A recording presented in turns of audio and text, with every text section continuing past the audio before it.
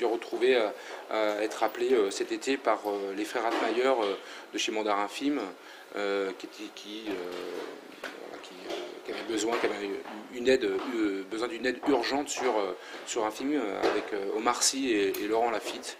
C'est une comédie française, voilà, qui s'appelle, pardon, parce qu'il y a déjà des affiches, de l'autre côté du périph'. Ah bah oui, voilà. Bien sûr, le projet ça fait longtemps. Buddy Movie. Voilà, donc ça fait longtemps qu'il y a eu beaucoup de retard sur la fabrication. Ils ne pouvaient pas changer la sortie du film, qui est le 19 décembre, et donc j'ai fait 45 minutes de musique en un mois, donc je me suis enfermé. Voilà. C'était très sympa. Musique très festive, un peu à l'américaine, film d'action, ce que j'avais jamais vraiment fait. Donc voilà, je vais pouvoir en tout cas montrer une autre couleur des styles que j'aime bien. On va dire que moi je m'arrête pas sur encore.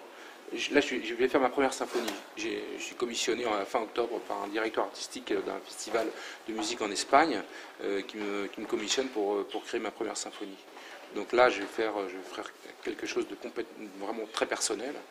Voilà, mais là, n'empêche que j'adore rencontrer les gens, voir, discuter et échanger des choses. Donc ça c'est le plus important parce que j'aime les gens, j'aime tous les genres musicaux, j'aime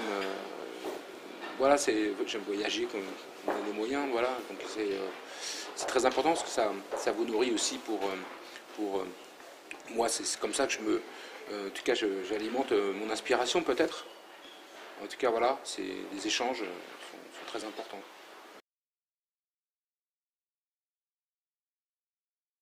Une par mois à peu près. La première concrète, c'était un film avec Jim Carrey le scénario s'appelle Pierre. Et ça devait être. Il devait tourner en septembre. Et au dernier moment, en juillet, mon agent américain m'appelle, écoute, c'est annulé. Jim Carrey le fait pas. Et Jim Carrey, au final, il a eu apparemment, il a du mal à faire un comeback en tant que comédien, en tout cas, et il a accepté de jouer dans le Kick-Ass 2, voilà, à la place. Ouais.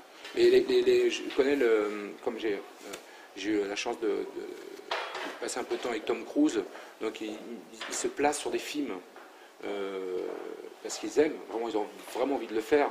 Mais après, il y a toute une histoire de temps, quoi.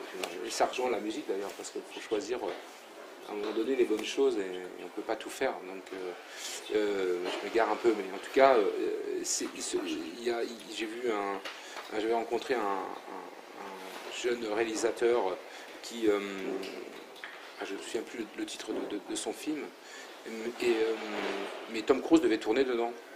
Et ça faisait 4 ans qu'il avait son scénario dans la poche, il est de Londres, et après les Oscars, quand Tom Cruise remet l'Oscar au film, donc je suis passé du temps après avec lui et je lui ai posé, tiens, mais j'ai rencontré ce réalisateur, donc ça me semblait bizarre parce que ça fait 4 ans qu'il attendait Tom Cruise et pour moi c'était un fake, donc je me suis dit c'est bon, est-ce que c'est un peu particulier quand même, hein, le monde américain et le business du cinéma.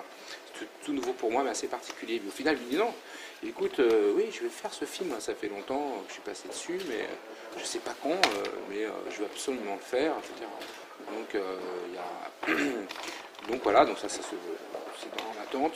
Il y a aussi, j'ai rencontré Hossein Amini qui avait fait le scénario de Drive, voilà, il a fait un scénario qui s'appelle Two Faces of January, pardon, un thriller très Hitchcockien qui se passe en Grèce, avec Viggo Mortensen dedans, voilà, qui est son pote, et donc toute son équipe technique aussi. Et donc on est en relation depuis plusieurs mois, mais il attend toujours, comme il dit, la green light, parce que en gros le projet est très original, mais les producteurs américains en ce moment ils axent plus les choses sur des films qui ne vont pas leur coûter forcément de l'argent, ou ils vont aller plus vers la comédie, à part les blockbusters qui sont des phénomènes bien particuliers, et à part de la réalité pour un producteur français. Donc voilà, donc ça m'a apporté, après j'avais proposé un thème pour un jeune réalisateur, un petit projet qui était très sympa, un drama. Et je me suis dit, bon, voilà, je vais me lancer sur ce petit projet pour pouvoir comprendre un peu le mécanisme des gens, les head of department of music. Il y a beaucoup d'intervenants qui ne servent à rien, à mon avis. Et c'est ce que Hans Zimmer m'a dit d'ailleurs, surtout Ludo, ne vas jamais voir ces gens-là, tu vois que le réalisateur. Donc voilà, et puis ce film, en fin de compte, mon agent m'a dit, écoute, ça va te coûter plus d'argent que tu vas en gagner sur ce film. Donc en gros, on refuse de le faire. Voilà, donc là, quand j'étais propulsé cet été sur le film de l'autre côté du périph', j'ai reçu une autre proposition assez concrète d'un film. Et donc je l'ai refusé parce que j'étais en train de travailler sur l'autre et eux ils avaient impérativement besoin. Ouais, ils veulent tout de suite aussi à un moment donné, donc je ne veux pas tout faire. Et j'attends rien de Los Angeles. Parce que on m'a envoyé, j'ai reçu pas mal de propositions après, bien sûr. Donc on m'a dit, ok, on te veut là-dessus, mais on veut que tu fasses une musique comme tel compositeur, vedette du moment. Voilà. Et non, je ne citerai pas le nom, mais c'est pas Hans Zimmer. Sinon je vous l'aurais dit, parce que c'est un ami Hans et si on m'a proposé de faire ce dessin animé, c'est Hugo, le dessin animé, enfin le film d'animation avec une grenouille, hein, dont Hans a fait la musique. Ouais, voilà. Donc j'avais rencontré les patrons d'Apparamount, je crois que c'est Paramount et donc il m'a dit, oui, tu veux pas faire ce film, on te propose de faire le Rango 2. Je dis, mais c'est pas Hans qui est dessus. Donc je dis à mon agence, qu'on a le même agent avec Hans, c'est Amos Newman, et je lui dis non, mais tu me mets pas dans des plans comme ça. Je veux dire, logiquement, c'est à lui qu'on propose avant. S'il peut pas le faire, éventuellement, je pourrais essayer quelque chose, mais je veux pas devenir un concurrent en tout cas, d'une grande personne qui est Hans Zimmer, une grande personne humaine. Et donc voilà, c'est la confrérie, vous savez, moi, je suis très, très sensible à ça.